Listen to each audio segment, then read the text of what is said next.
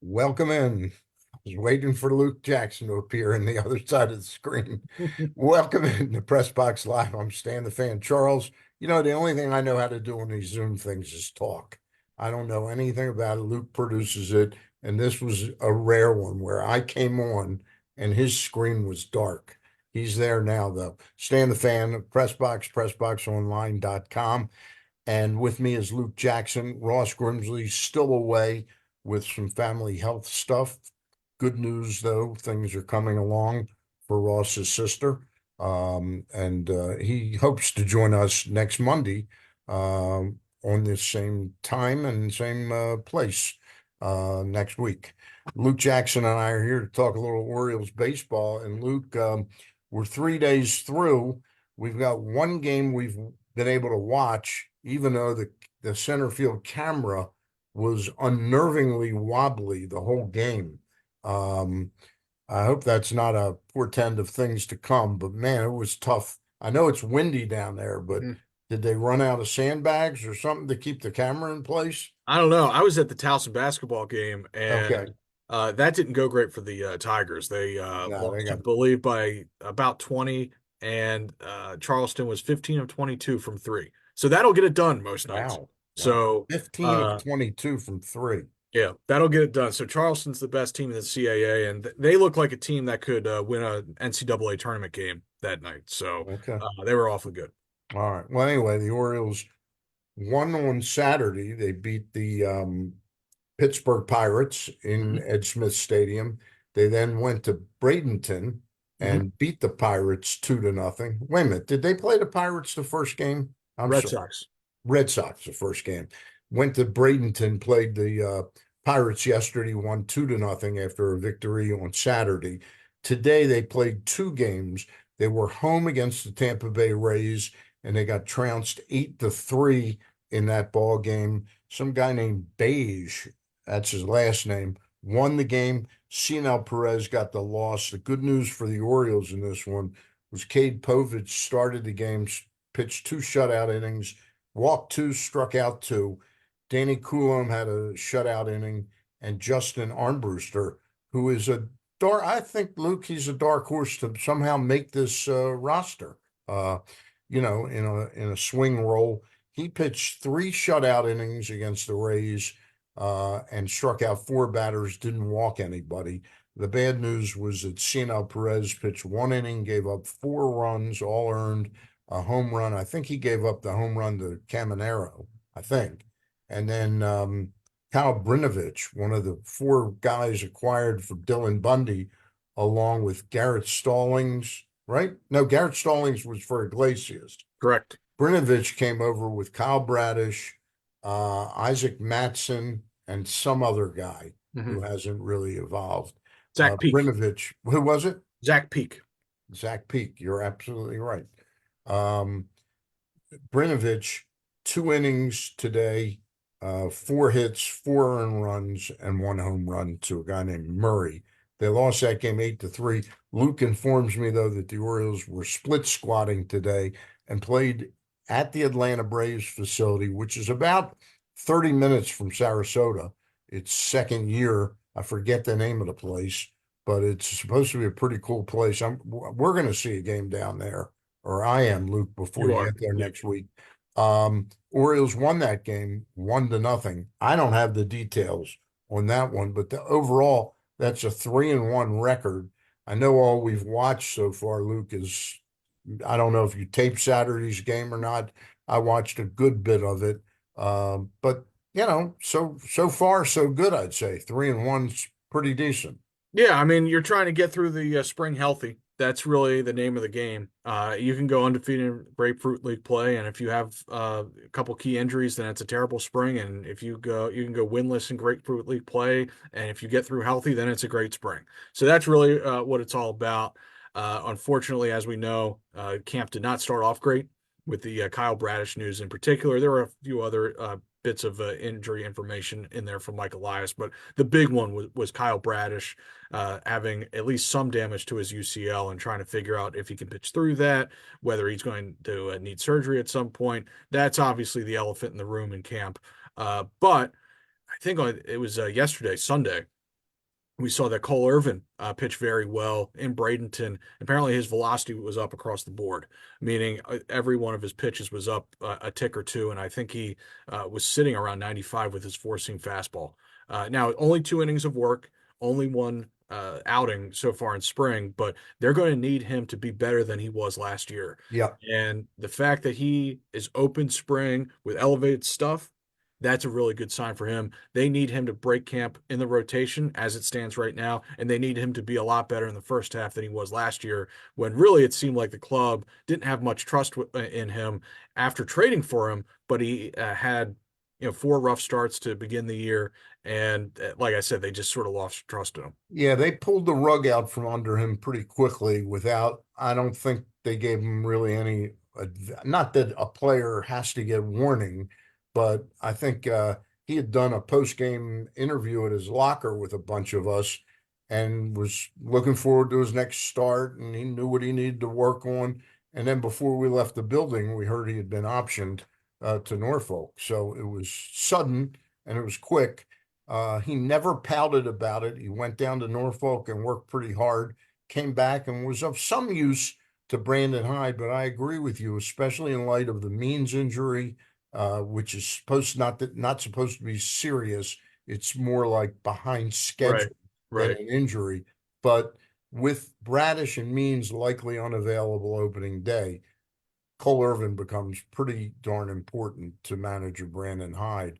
And it would, and again, remember, he's only one season removed from being an innings eater for the Oakland Mhm. A's. Before the A's became really the laughing stock of baseball or the sad sack story of baseball, he put together back-to-back seasons in 21 and 22 where he threw about 175 innings both years. Luke, Right. that would be invaluable to Right. manage the No, Brandon you're competition. absolutely right. And this is a guy with a pretty good track record of success in Oakland. And for whatever reason, last year, out of the gates, the stuff was down and the command was down, and he got hit around pretty good. Now, I thought when he came back in the second half, a couple things here. I thought the stuff was a little bit better, and the command was a lot better. It was throwing more strikes. And the other thing is that, remember, they went to a 6-man rotation because they needed to limit the innings of some of these younger arms like Kyle Bradish and Dean Kramer and Grayson Yeah. Rodriguez. I thought Cole Irvin filled in really nicely in that 6-man rotation and really gave Brandon Hyde some innings that they needed. I think after the season, Brandon Hyde called the 6-man rotation a season saver because of where they were headed innings wise with some of their younger arms. So if he can carry over what he did in the second half and build off that and show this improved stuff over the course of a season, now you got something. Now you really got something. And it's a good thing for the Orioles that when injury news hit, they had someone with a track record of success as a major league starter be able to fill in. Because in years past, that wouldn't have been the case. It would have been full blown panic, right? Yeah. And so, uh, and Tyler Wells too. Here's a Well, pitcher. I was Yeah, gonna go ahead. say that Go ahead. with Tyler Wells most likely being in the rotation now, at least until John Means gets Mhm. back. And I'm still in my mind, I'm thinking that Kyle Bradish is not going to be available, but we'll talk about that momentarily. But they may evolve into needing a sixth starter Yeah. this year, be it Wells or Irvin. Mhm. And I would suggest that Irvin be that guy because be in that rotation over Wells if the choice comes down to those two, simply because he's proven in a couple seasons that he can Yep. throw a lot of innings. Where Wells, I think you're really rolling the dice at this point. Is he a guy that would be much better pitching 60 to 70 innings out of the bullpen Mhm. in high leverage situations or pitching 120 innings Yep. as a starter that you got to watch the Right. innings with a great deal? Right. And we've seen Wells have success in both. It's just that as a starter, he seems to hit a wall. Now, the question for me is he over that now? If he goes to the rotation and it seems like he's going to start the year in the rotation if he's healthy, can he get past that 100, 110 inning mark now that he's done it a couple times? I don't know. Because even still, once you get to July with him, he's going to be entering into uncharted territory in terms of Yep. innings. And so you don't If know he's how. if he's a successful Right, starter, right, he gets to July, he's going to be bumping up on where he was last year. right. And so is it inevitable at that point that he's going to wear down? I don't know. The issue for me is that you like so much of what he can do as a starter. He's a big kid with a really good arm angle. He's about 6'8", and so that fastball is really on you. He pounds the strike zone. He hates walking people. He's got a little bit of a home run issue, but that's really all the only issue he has. He really limits hits on balls in play just with the amount of fly balls that he gets. But part of that is, some of them are going to go over the fence. But he has a lot of the traits that you want out of a starting pitcher, just not the track record of holding up through a long season. So it seems like he's going to get an opportunity to do that again, show that he can do it, one more opportunity, and because they need him. And yeah, if he hits that wall again, probably goes back down because I believe he still does have options. He can freshen up and help out in the bullpen in the second half if it comes to that. But it certainly seems like he's going to get another opportunity to show that he can hold up throughout the course of a full season as a starter. Yeah. I look, it's kind of interesting. I mean, if Irvin is pitching well in the rotation and Means comes back, let's say like April 20th, Right. and now you'd be bumping up using 6 men at that time. I don't know what the schedule looks like, whether you'd need that, but I would think that Wells could slide back after having made 3 or 4 starts. He could easily slide back into a, a spot in the bullpen. Yeah, and Means is another question that you bring up because when's the last extended stretch of health that he's had? It's been It's about going back. to his no hitter. It's got to be back when he pitched his no hitter. Yeah, yeah. Yeah. Because you think of last year, he threw, I believe, 6 rehab starts, and not all of those were full outings. Then he comes up to the major leagues and throws 4 major league starts, full workload or close to it, and he gets hurt again. So that was 10 straight starts that he made, and then he got hurt. Yep. And last year, when he was ramping up from, remember, he was going to come back not in September, but around July, around the All-Star break. He was Yep. ramping up. He had a Had a little shoulder thing. setback then. Yeah. Yeah. So Tommy John recovery can be very up and down. It's And not, it's different for different people. yeah, it's not necessarily smooth, and you just don't know how that's going to go for him. I think you made the point to me that maybe between Means and Irvin, you can get, like A buck 50. Uh, one quality left-handed starter out of both of them. yep. Maybe, maybe. But I think that John has to prove health, not only for the team, but for himself going into free agency. Let me I because of my discombobulated start, I forgot to read a couple commercial messages. What company has the expertise and technology to make your home substantially more energy efficient, comfortable, and even virus free? Well, that would be our friends at AJ Michaels Heating and Air Conditioning in Baltimore and Annapolis. That's at ajmichaels.com. And with March Madness just around the corner, no better, and baseball just behind that, and betting props in baseball on over under on win totals and all that. Not a better time to sign up for Superbook. It's the most trusted name in Vegas, and now you can use promo code StanCharles23 or Glenn Clark 23 to score up to $250 with their first bet bonus. Win or lose, they'll match your first bet up to $250 with promo code StanCharles23, Glenn Clark 23, all one word with no spaces. Visit superbook.com. They're the place that took over Dempsey's out in Utah Street. Great place to go eat before or after a ball game. Superbook Sports. Visit superbook.com for terms and conditions. Gambling problem? Call 1-800-GAMBLER. I'll tell you a little bit more about the Constance Inn, one of our other fine sponsors, in just a bit. But now we get back to talking about the O's. What have you heard? I know you've paid close attention to some of the appearances by Eric Garfield. He's a big fan of this Justin Armbruster. Yeah, I've seen him at Aberdeen a Yeah, handful of times. Big dude. He's probably about 6'5", 240, 250. I mean, there's a lot there, and downhill playing. fills up the zone, has a lot of traits that the Orioles look for in later round pitchers. Yeah. Well, again, the good news today, he pitched three shutout innings against Tampa. Don't know the kind of hitters he was facing because so many players are in and out Right. of lineups. But Armbruster pitched three shutout innings, 4 Ks, no walks, no hits. Um, One of the players that I think has caught both of our eyes a little bit. And I won't say it's a make or break season, but you'd like to see Colton Cowser really establish himself and show, like, put a stake in the ground, like, I belong here. And it was interesting. Again, he probably hit it late against the Red Sox. It probably wasn't against a superstar closer like Kenley Jansen or something like that, an all-star closer. But it was nice to see him hit that home run on opening day, a game winner, a walk-off. Yeah, and it's a big season for Colton Cowser coming up. I don't know if it's going to start for him in Baltimore or Norfolk, but obviously they have big plans for him for the future in terms of being a regular outfielder. Yeah, Santander, he's a free agent after this year.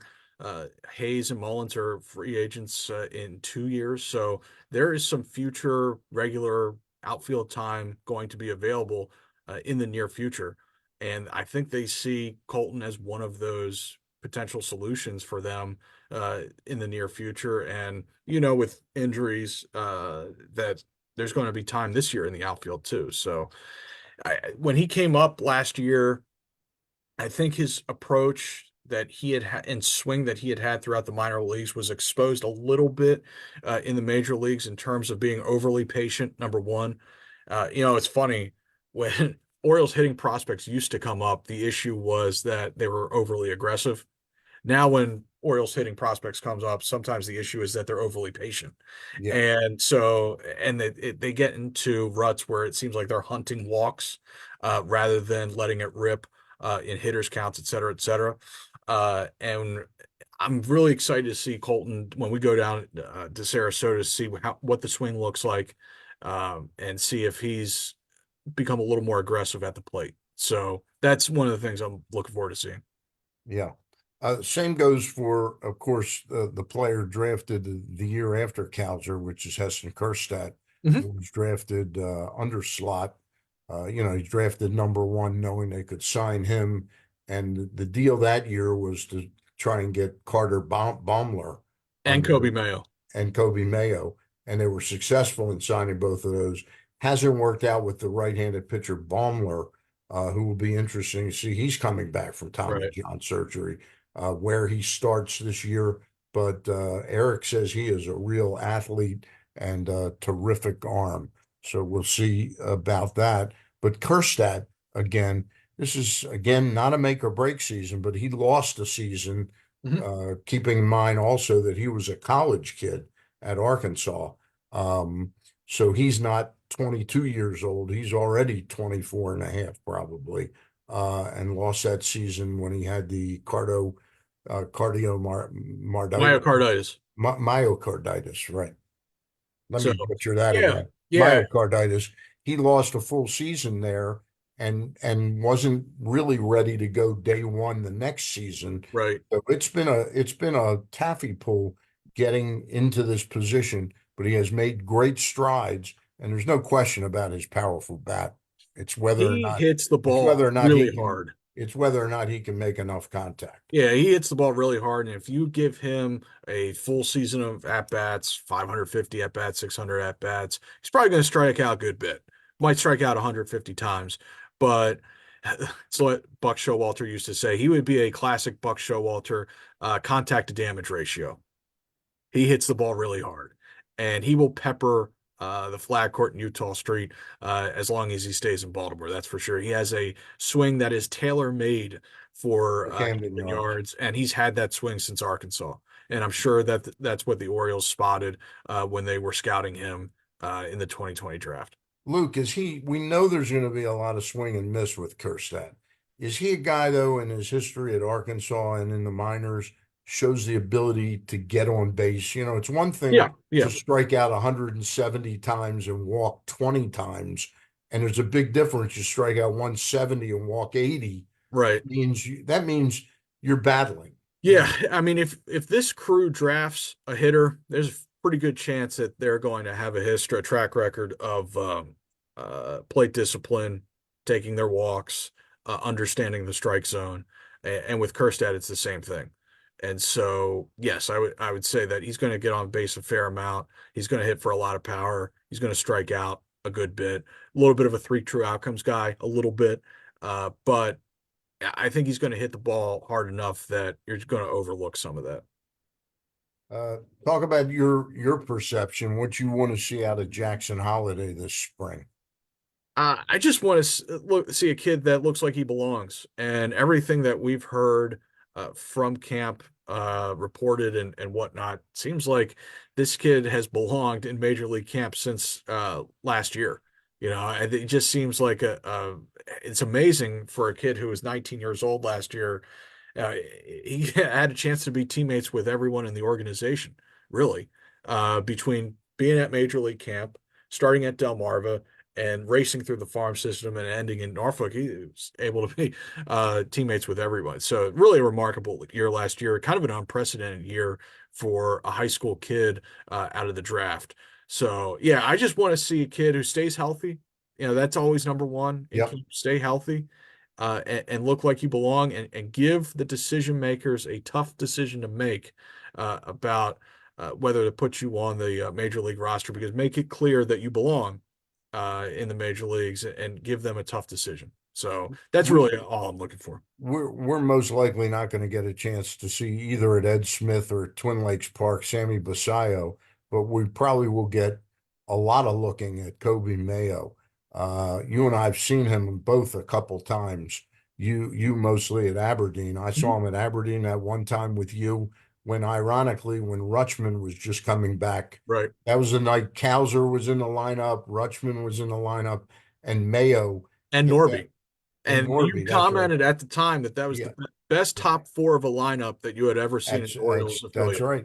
And And you also, oh, I sorry, turned to go ahead. you on the fourth at bat. It was for some reason that same starting pitcher was in, Third. and I turned to you. It was the third at It was bat, the third at bat. Yeah. and I said to you, he's seen him a couple times right now. He should be able to pick one out.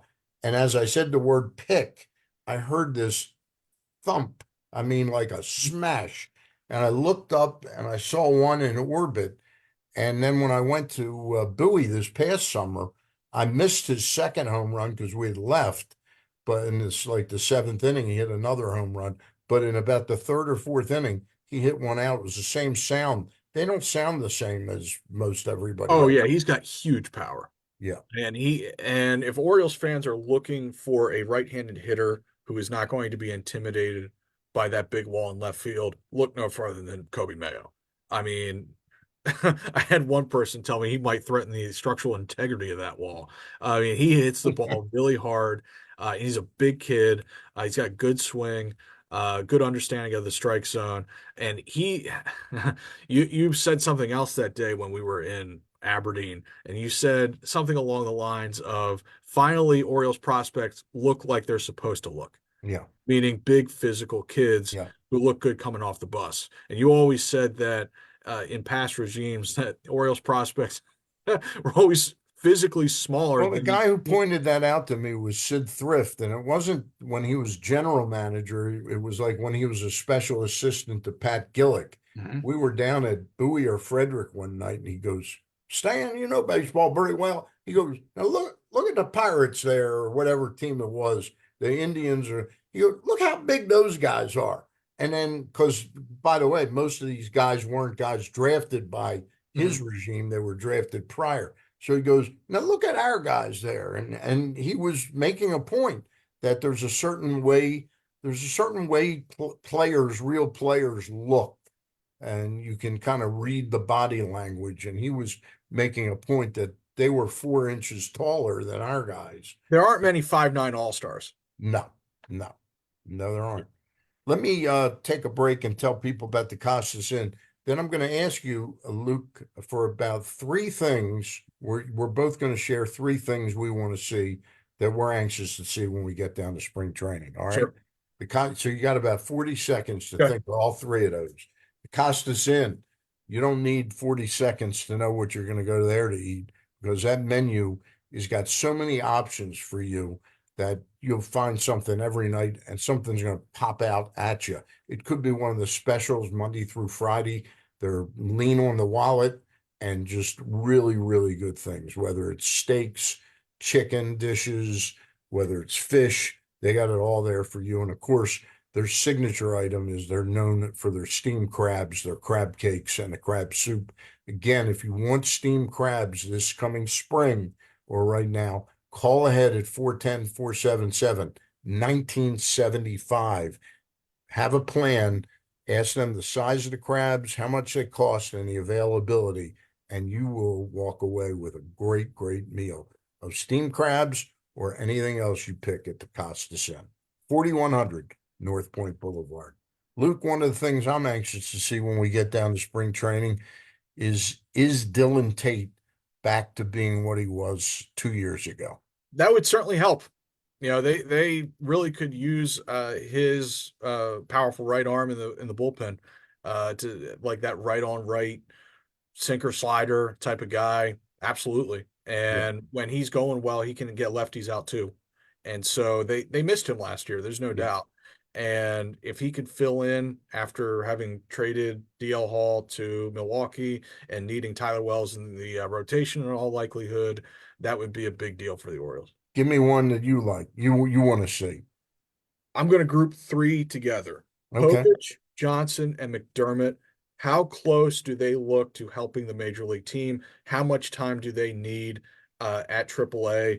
I suspect that Povich and McDermott probably need 2 or 3 more months at AAA at least in order to help the major league team. Whereas Johnson probably coming back from Tommy John just needs to start every fifth day, probably a buoy, I would think, and just needs to get those innings under his belt, needs to get his feet wet again. But how do those guys look, and how close are they to helping the major league team? That's one for me. I'm anxious to see Ryan Mountcastle, but I've been critical of him Yep. since I've known you for 5 years. I've always questioned whether he was going to make it.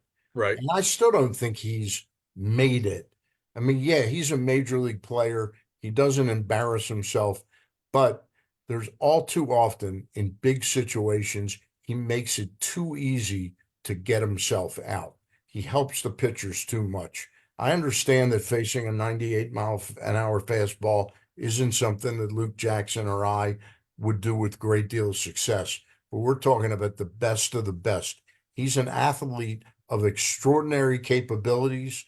I'd like to see him put it all together and resemble the guy that came up in that shortened season, the Mhm. pandemic shortened season, when he really, to me, looked like he was going to be a big star. And to me, he's fallen from that point and he keeps sliding. I'd like to see him stabilize and move up his career.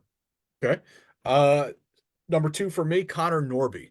Right now, it looks like his path to the major leagues is blocked a variety of ways. Yep. But I've seen this kid in the minor leagues, and this kid has special, special barrel to ball abilities. He can really, really hit. He's got the kind of bat, and he's shown it at every step of the way in the minor leagues that you want to find a position for. Are they working him out at other positions? Are they giving him some time in the outfield? Are they keeping him at second? Are they giving him a little time at first?